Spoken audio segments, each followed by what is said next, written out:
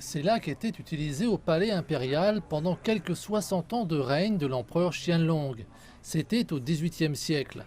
À cette époque, la technique a connu de grandes évolutions car l'empereur privilégiait particulièrement cette forme artistique. C'est à sa demande que de très nombreuses pièces sculptées en rouge ont été fabriquées. Cette pièce est particulière car le couvercle et le corps de la boîte sont sculptés. On compte 52 représentations d'enfants sur le dessus et 48 sur le côté. Sur ces 100 représentations d'enfants, les artisans ont mis en avant plusieurs scènes de la dynastie des Qing.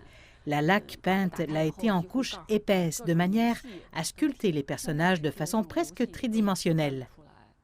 Les éléments en laque sculptés étaient alors considérés comme un luxe. En effet, les matériaux destinés à les fabriquer n'étaient pas bon marché.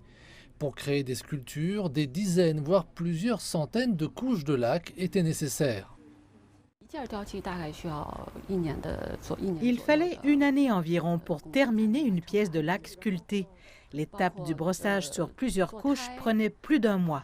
La laque n'était pas séchée au soleil, elle devait l'être naturellement, sous une température et un niveau d'humidité spécifique, afin d'obtenir une certaine dureté.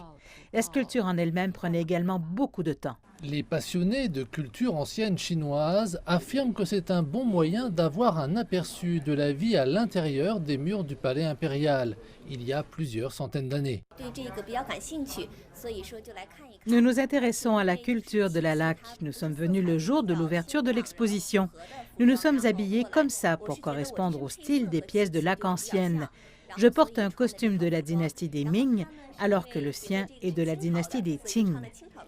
Outre la laque sculptée, d'autres œuvres d'art de la même période sont également exposées au Centre d'art Gardien de Beijing.